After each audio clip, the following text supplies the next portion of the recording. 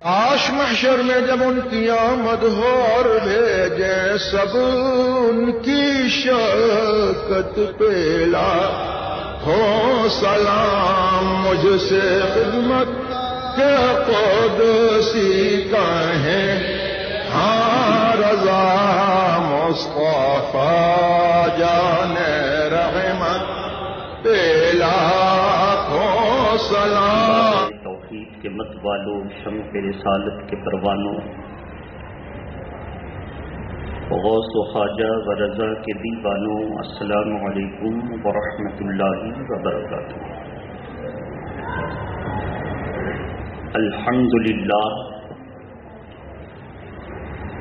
الحمدللہ نحمده ونصلی ونسلم علی رسوله الکریم، اما بعد فأعوذ باللہ من الشیطان الرجیم، بسم اللہ الرحمن الرحیم۔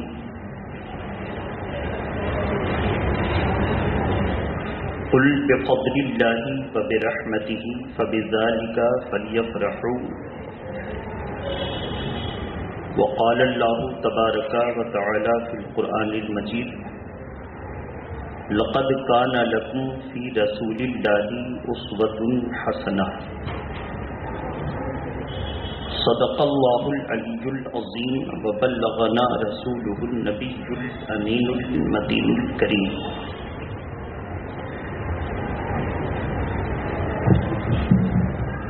اللہ کی ستا بقدم شان ہے یہ، انسان نہیں انسان وہ انسان ہے یہ، قرآن تو ایمان بتاتا ہے انہیں، ایمان یہ کہتا ہے میری جان ہے یہ، اور کی محمد سے وفا تو نے تو ہم تیرے ہیں، کی محمد سے وفا تو نے تو ہم تیرے ہیں، یہ جہاں چیز ہے کیا لوح و قلم تیرے ہیں، صلی اللہ علیہ وسلم۔ عزیزان ملت اسلامیہ، آج کی اس محفل محبت میں گزشتہ سے منسلک قرآن مقدس کی ان دو آیات کریمہ کے مخصوص حصے کی روشنی میں آپ کے سامنے اپنے اسلاف کے اصول کے مطابق شریعت کا حکم رکھنے کی سعادت حاصل کر رہا ہوں۔ محبت کے ساتھ درود شریف پڑھیں، اللہم صلی علی سیدنا شفیعنا حبیبنا مولانا محمد وعلی آلہ واصحابہ وبارک وسلم، صلاۃ و سلام علیک یا رسول اللہ۔ مذہبی اعتبار سے سیدنا سرکار عمر فاروق اعظم رضی اللہ تعالی عنہ کے دور سے اسلام میں اختلاف کا سلسلہ شروع ہوا، لیکن جیسے ہی اختلاف ہوتا اس مسئلے کا حل فوراً فرما کر کے سرکار دو عالم صلی اللہ تعالی وسلم کی پیاری امت کو ایک جگہ سمیٹنے کی کوشش جاری رہی۔ مثال کے طور پہ سیدنا امیر المومنین عمر فاروق اعظم نے ایک شخص کو نحوی غلطی کرتے دیکھا، یعنی زبر کی جگہ زیر، زیر کی جگہ پیش پڑتے ہوئے پایا۔ فوراً انہوں نے سیدنا علی مشکل کشا کو فرمایا کہ علی آپ باب العلم ہیں اور یہ علم کے اعتبار سے غلطی کر رہا ہے، زبر کی جگہ زیر، زیر کی جگہ پیش، تو آپ اس زیر و زبر کا ایسا قانون لکھ دیجئے تاکہ آنے والی نسلیں عربی عبارت کے پڑھنے میں غلطی نہ کریں۔ انہوں نے ایک قانون مرتب فرمایا جس کو علم نحو کہا گیا۔ علم نحو بتاتا ہے کہ اس اسم پر زبر ہوگا، پیش ہوگا یا جزم ہوگا؟ مثلا بسم اللہ کے میم کو زیر کیوں ہے؟ اسم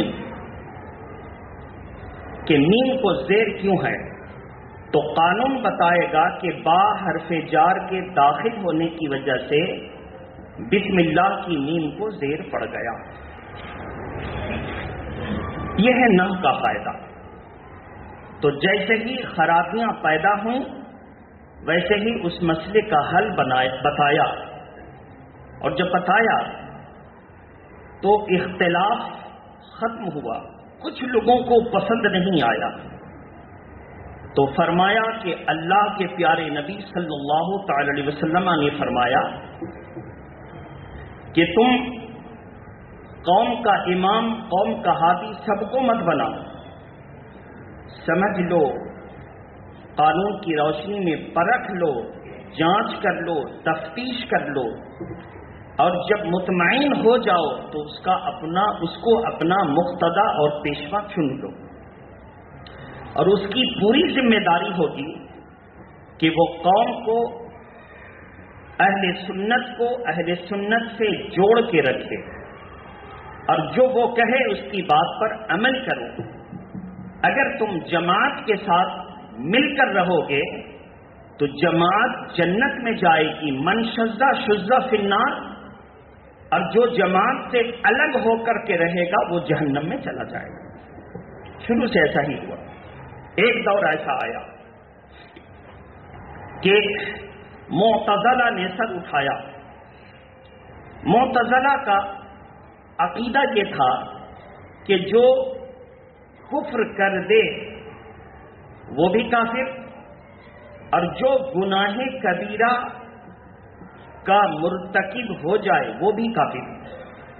مثلا اس نے گالی بک دی، گناہ کبیرہ ہے، کافر ہو گیا۔ اس نے نماز چھوڑ دی، گناہ کبیرہ ہے، کافر ہو گیا۔ شراب پی لی، گناہ کبیرہ ہے، کافر ہو گیا۔ ماں باپ کو ستایا، گناہ کبیرہ ہے، کافر ہو گیا۔ اس طرح سے اس نے کثیر لوگوں کے خلاف کفر کا عقیدہ جما لیا۔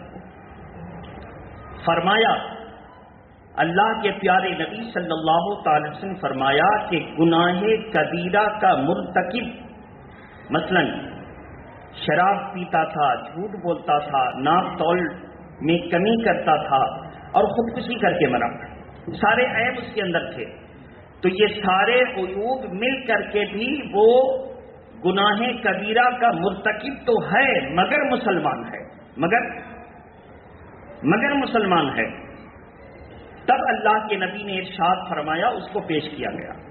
حضور کا ارشاد ہے کہ ہر بل اور ہر فاجر کی نماز جنازہ پڑھیں گے، جو نیک ہے اس کے نماز جنازہ کو بھی پڑھیں گے، اور جو بد ہے اس کی بھی نماز جنازہ پڑھی جائے گی۔ کس کی نماز جنازہ نہیں پڑھی جائے گی؟ قرآن نے اس کی بھی تفصیل کر دی۔ آج ابن وائل جب مر گیا تو اس کے دو بیٹے مسلمان تھے، وہ آئے، کہا یا رسول اللہ، میرا باپ کفر میں مبتلا تھا، وہ آپ کی شان گھٹاتا تھا، مگر ہم تو آپ کے غلام ہیں، حضور چل کر کے جنازے کی نماز پڑھ دیجئے، دعائے مغفرت کر دیجئے، تاکہ آپ کی دعا کی وجہ سے اس پر اللہ کرم فرما دے۔ سرکار دو عالم صلی اللہ تعالی وسلم اپنے دونوں پیارے صحابی کی بات کو مان کر چلے، مصلی امامت پر کھڑے ہو گئے۔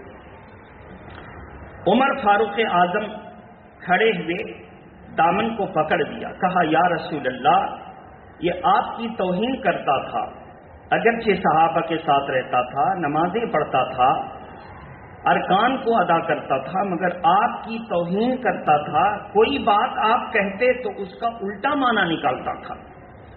یا رسول اللہ، آپ اس کے جنازے کی نماز نہ پڑھیں۔ قرآن کی آیت اتری، کیسے؟ امیر المومنین عمر فاروق اعظم نے حضور صلی اللہ تعالی وسلم سے غلامانہ عرض کیا وَلَا تُصَلِّ عَلَىٰ أَحَدٍ مِّنْهُمْ مَاتَ أَبَدًا وَلَا تَقُمْ عَلَىٰ قَبْرِهِ۔ یہ جملے عمر فاروق اعظم کے تھے۔ کہا یا رسول اللہ آپ اس کے جنازے کی نماز نہ پڑھیں کیونکہ یہ گناہ کبیرہ ہی نہیں کرتا تھا بلکہ نبی کی توہین کرتا تھا، جنازے کی نماز نہ پڑھیں۔ اللہ کے نبی نے فرمایا عمر تمہارا کہنا اپنی جگہ درست، مگر قرآن کی آیت کا نزول جاری ہے، قرآن کی آیت کریمہ کا نزول جاری ہے، ضرور اس راہ میں اللہ کا کوئی حکم آئے گا اور جب اللہ کا حکم آئے گا تو ہم اس پر عمل کریں گے، اس سے قبل ہم کو اپنا کام کرنے دو۔ یہ میرے دونوں صحابی ہیں، ان کی گزارش آئی، بس اتنا کا کہنا تھا، اللہ کا حکم اتر گیا اسی جملے کے ساتھ جس جملے کے ذریعے حضرت عمر فاروق اعظم نے حضور سے درخواست لگائی تھی وَلَا تُصَلِّ عَلَىٰ أَحَدٍ مِّنْهُمْ مَاتَ۔ سورہ توبہ پارہ نمبر 10 رکوع نمبر 16 اور 17 پڑھیں، پوری تفصیل مل جائے گی۔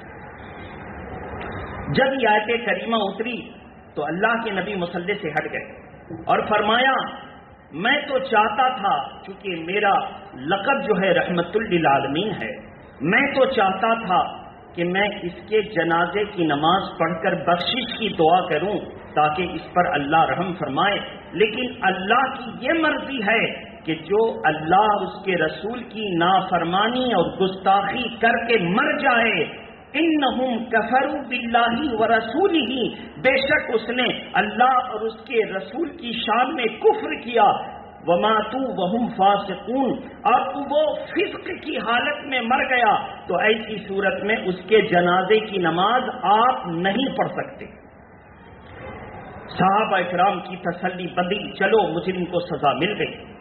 کیا مطلب نکلا؟ مطلب نکلا کہ جو گناہ کبیرہ کر دے اس کے جنازے کی نماز پڑھیں گے، اور جو اللہ اور اس کے رسول کی شان میں یا اسلام کی بنیادی باتوں میں کفر کرے، انکار کرے، توہین کرے، اس کے جنازے کی نماز نہیں پڑھیں گے، کیونکہ بڑے بڑے گناہ کو اللہ تو معاف کر دیتا ہے لیکن شرک اور کفر کو، زور سے بولیے، کہاں لکھا ہے وہ دیکھیں، درود شریف پڑھیں، اللہم صلی علی سیدنا شفیعنا حبیبنا مولانا محمد وعلی آلہ واصحابہ وبارک وسلم صلاۃ و سلام علیک یا رسول اللہ۔ پارہ نمبر 5 سورہ نساء میں ہے، ان اللہ لا یغفر ان یشرک بہ ویغفر ما دون ذلک، بے شک اللہ شرک کے علاوہ سارے گناہ کو معاف کر دیتا ہے مگر شرک کو کبھی معاف نہیں فرماتا ہے۔ اور ان الذین یؤذون اللہ ورسولہ، جو لوگ اللہ اور اس کے رسول کی توہین کر کے تکلیف دیتے ہیں اس کے لیے کیا ہے؟ اولئک علیہم اللعنہ، اس کے لیے لعنت ہے، اور جس پر اللہ لعنت بھیج دے اس کے بخشش کی دعا، اس کی مغفرت کی دعا نہیں ہو سکتی۔ لعنت کا مطلب اللہ نے اپنی رحمت سے اس کو دور کر دیا، اور جس کو دور کر دے اس کے لیے سفارش کرنا ایک باغی کی سفارش کرنا ہے، اور آدمی خطاوار کو معاف کر سکتا ہے مگر باغی کو، زور سے بولیے، باغی کو نہیں معاف کر سکتا۔ ہندوستان کے قانون میں اگر کوئی انجانے میں غلطی کر بیٹھے تو اس کا قانون الگ ہے، اور کوئی توہین کر دے تو اس کا قانون الگ ہے، باغی کا کیس چلے گا اور ملک سے بغاوت کا اس کے اوپر جو ہے سزا اس کو ملے گی۔ تو بہرحال اب آپ سوچتے ہوں گے تو حضور نے اس توہین رسالت کرنے والے کے جنازے پر گئے کیوں؟ جواب، اس لیے گئے کہ اللہ کا حکم اترا نہیں تھا۔ میرے نبی چاہتے تھے کہ اگر میں کچھ کہوں تو حدیث بنے گی، اور بعد میں جتنے بد مذہب ہیں وہ اپنے مطلب کا حکم نکالنے کے لیے کہیں گے یہ حدیث ضعیف ہے، اس کو کمزور کر کے دکھا دیں گے، لیکن میں خاموش رہوں گا آگے بڑھتا رہوں گا۔ اللہ تو قرآن اتار رہا ہے، جبریل لے کر آئیں گے، اور جب قرآن کی آیت اترے گی تو مسلمان قیامت تک کا ایک انمٹ قانون ہاتھ میں لے لے گا۔ اب کسی ظالم کو ضعیف کہنے کی جرأت نہ ہوگی، جتنا گستاخ رسول ہے اس سے خود بھی بچیں گے اور دوسرے کو بھی بچائیں گے۔ اب کسی کی جرأت نہ ہوگی، اب کوئی ضعیف بول کر کے بچ نہیں سکتا، اب جرأت نہیں ہوگی۔ ایک تو یہ فائدہ، بہت سارا فائدہ ہے، بہت ساری کتابوں میں اس کو تلاشا، مختصر وقت میں کہنے کی ضرورت ہے۔ دوسرا کہ اس عمل کو دیکھ کر ہزاروں لوگ مسلمان ہو گئے۔ کیا ذہن میں ان کے بات آئی؟ ان کے ذہن میں یہ بات آئی کہ جب اللہ کے نبی غیروں پر اتنا کرم کرتے ہیں تو اگر ان کے دامن سے وابستہ ہو جائیں تو کتنا کرم کریں گے۔ بہت سے لوگ مسلمان ہو گئے۔ لوگوں نے پوچھا کہ آخر کیا معاملہ تھا؟ کہا کہ جب حضور غیر جو زندگی بھر توہین کرتا تھا اس کے جنازے کے لیے جا رہے ہیں، اس کی بخشش کی دعا کے لیے جا رہے ہیں، مگر اللہ کا حکم آ گیا اب قیامت تک کوئی بد مذہب نبی کی توہین، رسالت کی توہین کرنے والے کی بخشش کی دعا نہیں کر سکتا۔ یہ قرآن کی آیت آئی، اب قیامت تک کوئی قریب نہیں جائے گا۔ مگر ابتدا میں تو میرے رسول جا رہے تھے نا، جب غیروں پر اتنا کرم کر رہے ہیں تو جو غلام بن جائے گا اس پر کتنا کرم کریں گے۔ اب تو قانون بن گیا، اب کوئی نہیں جا سکتا۔ درود شریف پڑھیں، اللہم صلی علی سیدنا شفینا حبیبنا مولانا محمد وآلہ واصحابہ وبارک وسلم۔ تو ہر دور میں اللہ کے پیارے نبی نے فرمایا کہ تم اپنا مقتدا اور پیشوا بازاروک لوگوں کو مت بناؤ، اور جب کسی کو چھان بین کے پرکھ لو تو اس کی اتباع کرو، جماعت کو مت توڑو۔ اگر تم جماعت کو توڑ کر کے اور اگر ماحول کو خراب کرو گے تو ایسی صورت میں قیامت کے دن تم کو جواب دینا ہوگا۔ جماعت کو مت توڑو۔ بہرحال اللہ کے پیارے نبی صلی اللہ تعالی وسلم کا یہ جملہ من شذ شذ فی النار، اس کو دیکھ لیں اور اپنا چہرہ پھر آئینہ میں دیکھیں۔ تو ہر مجرم چاہے جتنا بڑا گناہ کرے مگر اس نے اللہ کی شان میں گستاخی نہیں کی، رسول اللہ کی شان میں گستاخی نہیں کی، مبادیات میں اس نے کوئی ایسا کام نہیں کیا جو اس کو اسلام سے نکال دے، تو وہ گنہگار ہے، بدکار ہے، مجرم ہے، اس کے جنازے کی نماز پڑھی جائے گی۔ کیوں؟ کیونکہ اللہ کے پیارے نبی نے فرمایا کہ شفاعتی لأہل الکبائر من امتی، میری شفاعت تو میری امت کے بڑے بڑے گناہ گاروں کے لیے ہے۔ میری شفاعت میری امت میں بڑے بڑے گناہ گاروں کے لیے ہے۔ تو جب بڑے بڑے گناہ گاروں کے لیے شفاعت ہے تو ہر گناہ گار کے لیے شفاعت کی جائے گی، بخشش کی دعا کی جائے گی، اور جنازے کی نماز بھی شفاعت ہے، جنازے کی نماز بھی سفارش ہے۔ ہم لوگ مل کر دعا کرتے یا اللہ اس کی بخشش فرما دے، یہ بھی شفاعت ہے۔ تو یہ ہو گیا، محبت کے ساتھ درود شریف پڑھیں، اللہم صلی علی سیدنا شفینا حبیبنا مولانا محمد وآلہ واصحابہ وبارک وسلم، صلاۃ و سلام علیکہ یا رسول اللہ۔ تو عمر فاروق اعظم کے دور میں جو مسئلہ آتا فوراً حل فرماتے۔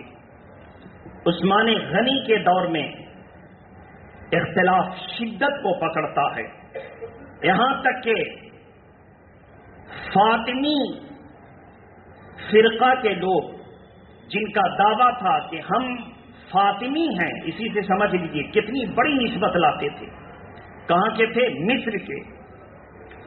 ان لوگوں نے سیدنا امیر المومنین عثمان غنی کو 1 مہینہ قید و بند میں رکھنے کے بعد شہید کر دیا مدینہ شریف میں۔ فاطمی، آج اگر کوئی بولے کہ میں فاطمی ہوں تو لوگ ہاتھ پر چھوئیں، ان لوگوں نے شہید کیا تیسرے خلیفہ کو، اور جب شہید کر دیا ان سے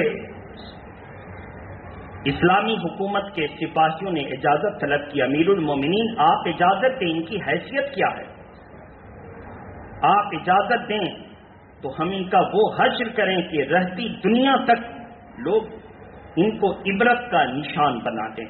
کہا نہیں، میں نہیں چاہتا کہ خون خرابہ کی ابتدا میری طرف سے ہو، میں شہید ہو جاؤں گا، خون خرابہ انہیں کو کرنے دو تاکہ دنیا پہچانے کہ جتنے باطل ہیں وہ خون خرابہ کے ہر میدان میں ملیں گے، اور جتنے حق پرست ہیں وہ اللہ اور اس کے رسول کے دین، مسجد، مصلی اور نماز سے چمٹے رہیں گے۔ دنیا پہچانے ہر میدان میں وہ ملیں گے۔ اس لیے ہمیں اور آپ کو ہوش گوش سے کام لینا ہے۔ قرآن کا صاف ارشاد ہے، سورہ جمعہ آج بہت سے لوگ پڑھیں گے، سورہ کہف پڑھیں گے، سورہ کہف پڑھ کے دیکھ لیجئے، اس میں صاف لکھا ہے کہ چاہے تم اس دنیا میں کفر کرو، چاہے تم اسلام پر ڈٹے رہو، تم کو سب اختیار ہے، لیکن قیامت میں پتہ چلے گا کون حق پر ہے اور کون باطل پر ہے۔ اس دنیا میں آپ کو اختیار دیا گیا، آپ ہوش گوش سے کام لیں حق پر کون۔ اور اسی لیے کسی نے پوچھا عمر فاروق اعظم سے، حضور ہم نے آپ کی گورنری ملی تو ہم اپنے حجاز کے علاوہ ملک میں گئے حاکم بن کر، تو قلمدان کے لیے ایک منشی کی تلاش تھی، کوئی نہ ملا، ایک مجوسی مل گیا یا ایک یہودی مل گیا، اس کو میں نے قلمدان سے سپرد کر دیا، منشی بنا لیا، اب وہ آفیشیل کام کرتا ہے۔ عمر فاروق اعظم نے کہا اس کو بھگا دے، اس کو بھگا دے، جو بد مذہب ہے یا مرتد ہے یا اسلام کا باغی ہے اس کو اپنے کام میں ہمراز مت بنا، اگر وہ ہمراز بنا تو دین میں بڑا نقصان کرے گا، دین میں بڑا نقصان کرے گا۔ اس حاکم وقت نے جو سچے پکے مسلمان تھے جواب دیا کہ حضور اس تعلیم یافتہ کے معیار کا کوئی ملتا نہیں، یہ جو تعلیم ہے اس کے پاس، اس کی ضرورت ہے ہم کو، اس معیار کا کوئی ملتا نہیں۔ عمر فاروق اعظم نے جواب دیا تم دین کے معاملے میں اس سے مدد لیتے ہو، اچھا اگر وہ مر جائے تو کیا کرو گے؟ وہ مر جائے تو اس کے مرنے کے بعد جو تلاشو گے تم، وہ ابھی تم تلاش لو، اگر وہ مر جائے تو پھر کہتے پھرو گے اب اس کا معیار کا کوئی ملتا نہیں، کہاں سے لائیں؟ مرنے کے بعد کیا کرو گے؟ جو مرنے کے بعد کرو گے آج کرو۔ فوراً اس کو ہٹا دیا، بھگا دیا، کہا کہ جو دین کا دشمن ہے وہ دین کا ہمراز نہیں بن سکتا۔ فرمایا اپنے بچوں کو بد مذہب سے مت پڑھاؤ، ان پڑھ رہیں لیکن بد مذہب سے پڑھیں گے تو ایسی صورت میں پوری زندگی وہ بد مذہبی ہی پر قائم رہیں گے، اور نماز بھی پڑھیں گے، سب کریں گے، لیکن توہین ضرور کریں گے۔ ان سے خود بھی بچو، اپنے آپ کو بچاؤ، ان سے مت پڑھاؤ۔ اور اگر وہ مسلمان ہے، سنی صحیح العقیدہ ہے، اس کے اندر گستاخی کا کوئی عیب نہیں ہے، مگر اس کا تلفظ صحیح نہیں ہے، تو فرمایا گیا کہ ایمان تو بچ گیا، مگر اگر بچپن میں زبان بگڑ گئی تو سدھارنا بڑا مشکل ہے۔ سدھارنا، دردی کو نیا کپڑا دیں تو کاٹ کے فوراً سینے کے آرڈر لے لے گا، اب پرانا کپڑا آپ جا کے دیں تو اس کے سر میں درد ہو جائے گا۔ زور سے بولیے ایسا ہے کہ نہیں؟ پرانا کپڑا لے جا کے دیں، کہا یہ پیٹ ہے کاٹ کے چھوٹا کرنا ہے، تو درد سر سمجھتا ہو اس کو، یہ کاٹ کے چھوٹا کرنا۔ تو اگر نیا کپڑا ہے تو اس کی اصلاح ہو سکتی ہے، لیکن اگر وہ پرانے پیٹرن پر بن گیا بعد میں وہ درد سر بنے گا۔ تو نہ آپ درد سر بنائیں نہ درد ایمان بنائیں، زور سے بولیے، نہ آپ درد سر بنائیں نہ درد ایمان بنائیں، اپنے بچوں کو وہیں پڑھائیں جہاں سے ایمان بھی ملتا ہو اور ادب بھی ملتا ہو، ادب بھی ملتا ہو۔ کوئی اسلام کو نقصان پہنچانے والا بورڈ لگا کر چہرے پر نہیں آتا کہ ہم اسلام کو نقصان پہنچا رہے ہیں. وہ اپنے عمل کے ذریعے کل بھی اسلام کو نقصان پہنچا رہا تھا، اور بدعقیدگی اور بدعملی کی وجہ سے آج بھی طرح طرح کے موضوع کے ساتھ طرح طرح کے میدان میں آ کر اسلام کو نقصان پہنچائے گا. اس لیے آپ پہچانیں، قرآن مجید کا ارشاد ہے لقد کان لکم فی رسول اللہ اسوۃ حسنہ، تمہارے لیے رسول اللہ کے اسوہ میں زندگی کا قانون موجود ہے. ان کی زندگی تمہارے لیے عمل کا نمونہ ہے، وہاں سے تم نمونہ لے لو. اللہ کے پیارے نبی صلی اللہ تعالی وسلم کے تیسرے خلیفہ عثمان غنی رضی اللہ تعالیٰ عنہ کی خلافت کے دور میں بڑا ہیجان، قرآن کے جمع کا معنی آیا، اختلاف شروع ہو گیا. امیر المومنین نے فیصلہ کیا کہ قرآن کو جو آج مختلف اوراق میں منتشر ہے، درخت کے پتوں میں، ہڈیوں پر، پتھروں پر، سب کو جمع کر کے کتاب کی شکل دے دی جائے.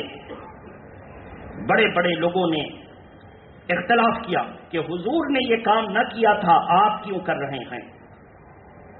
اختلاف کیا، لیکن جب عثمان غنی نے کہا، ابو بکر صدیق نے اس کے لیے کوشش کی تھی، بہت سا کام کیا تھا، عمر فاروق اعظم نے کوشش کی تھی، بہت سا کام کیا تھا، اب میں یہ کوشش کر رہا ہوں اس کام کو آگے بڑھانے کے لیے.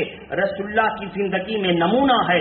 ابو بکر سے بھی پوچھا گیا تھا، رسول اللہ نے قرآن کو ایک کتاب میں جمع نہ کیا، آپ کیوں کوشش کر رہے ہیں؟ انہوں نے جواب دیا کہ اللہ کے پیارے نبی کو پسند تھا، ان کی پسند پر عمل کر رہا ہوں.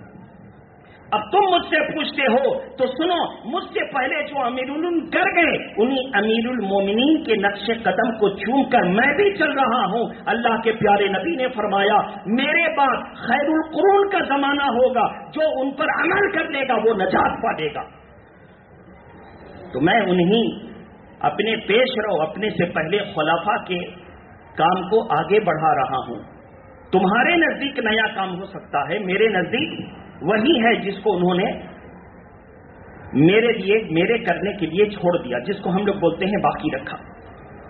بہرحال یہ کام بہت سے لوگوں نے اختلاف کیا، لیکن جن لوگوں نے اختلاف کیا اس میں کچھ لوگ اسلام سے نکل گئے، توہین کا سلسلہ شروع کر دیا، اور جن لوگوں نے اختلاف کیا تھا صرف لفظی اعتبار سے، وہ ان کے ساتھ ہو گئے، عثمان غنی کے ساتھ ہو گئے. جو کرتے ہیں اچھا کرتے ہیں، جو کرتے ہیں اچھا کرتے ہیں. لوگوں نے پوچھا اس سے پہلے تو آپ کہہ رہے تھے کہ مت کیجئے، اب آپ امیر المومنین کے ساتھ ہو گئے.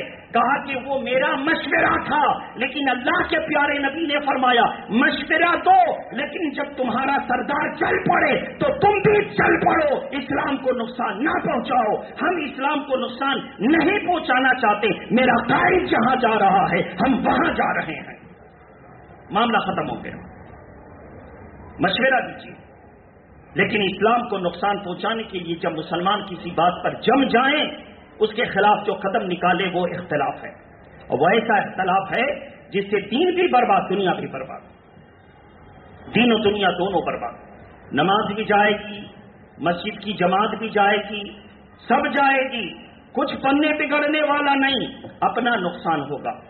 تیتر بٹیر کی طرح، چوہا بلی کی طرح ادھر ادھر گھومتے رہو گے. مسجد کی جماعت سے محرومی یہ سب سے بڑا عذاب ہے، یہ سب سے بڑا عذاب ہے.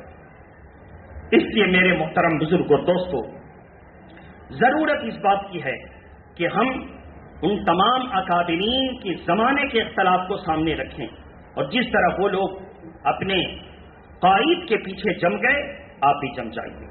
ہمارے قائد ایسے ویسے نہیں ہیں، ہمارے قائد وہ ہیں جن کے علم اور جن کے روب و دبدبا کا ڈنکا پوری دنیا میں بج رہا ہے. ایک ہے کہ بہت بڑا عالم ہے، اگر علمی بات کی جائے تو بہت اچھا ہے، لیکن روب نہیں ہے. زور سے بولیے، روب، دبدبا نہیں ہے. اور ایک ہے کہ علمی بات کو محنت کر کے کتاب سے نکال سکتا ہے، ہر مسئلے کا حل کر سکتا ہے، اور اس کے پاس روب زیادہ ہے. تو قوم کا جب قائد چنا جاتا ہے تو اس کو چنا جاتا ہے جس کے اندر روب بھی ہو، دبدبا بھی ہو، جاہو جلال بھی ہو، تاکہ وہ علمی اعتبار سے عمل کروا سکے. اور عالم تو ہے مگر کمزور ہے، اس کی بات پر کوئی عمل نہیں کرے گا. تو یہاں پر اس کو چنا جاتا ہے جو دبدبا رکھتا ہو، جلال رکھتا ہو، اس کو چنا جاتا ہے. تو بہرحال میرے محترم بزرگوں دوستوں، ہم لوگوں کو حضور تاج الشریعہ نے جو قائد علامہ ارشد رضا خان قدس سر العزیز کی صورت میں عطا کیا ہے، اس ہیرے کو ہم اپنی انگوٹھی کا نہیں دل کا نگینہ بنا کر سجائے رہیں اور یقین کے ساتھ عمل کرتے رہیں. دنیا جتنا بد کردار ہو جائے، ہمارا عقیدہ ہے کہ ہم اپنے بچے کو کسی بد مذہب کے مدرسے میں نہ بھیجیں گے. اور جو بد مذہب کے مدرسے میں جا کر پڑھ لیا اور وہاں 2 سال رہ کر حرام خوری کر لیا، اس سے اب آپ کو کوئی نفع کی امید نہیں. یہ 2 سال تک جو حرام کھایا، خون پلا، اس سے بھلائی کی امید کیسے کی جا سکتی ہے؟ کیسے کی جا سکتی ہے؟ اس لیے آپ تعلیم کے معیار کو بھی مضبوط کریں. آپ اپنا معاملہ دیکھیں، اپنے آس پاس کے غریبوں کی مدد کریں، ضرورت مندوں کی ضرورت کو پوری کریں، اپنے والدین کی خدمت کریں، ان کو نہ ستائیں، علماء کی عزت کریں اور اپنے مساجد میں آ کر کے مساجد میں جماعت کے ساتھ نماز پڑھیں.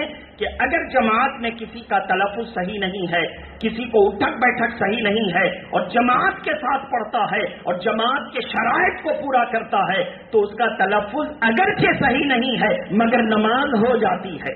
نماز ہو جاتی ہے. آپ سوچیں اس سے بڑی دولت آپ کو کیا مل سکتی ہے؟ نماز ہو جاتی ہے. اور ایک زمانہ ایسا آیا کہ خود حضور کے دور میں مسجد کے نام پر اختلاف ہوا. مسجد قباء کو نقصان پہنچانے کے لیے مسجد زرار بنائی گئی اور کہا یا رسول اللہ آپ جنگ میں جا رہے ہیں، چل کر ذرا مسجد میں برکت کے لیے نماز پڑھ دیجئے، ہم بوڑھے لوگ کہاں جائیں گے، اسی میں نماز پڑھیں گے. اللہ کے پیارے نبی نے واپس آ کر اس مسجد کو توڑ دیا، ملبے کو جلا دیا اور کہا کہ یہ مسجد نہیں ہے، یہ مسلمانوں کو نقصان پہنچانے کے لیے عمارت بنائی گئی تھی جس کو قرآن نے حکم دیا تو ہم نے ڈھا دیا. ایسا آتا رہے گا.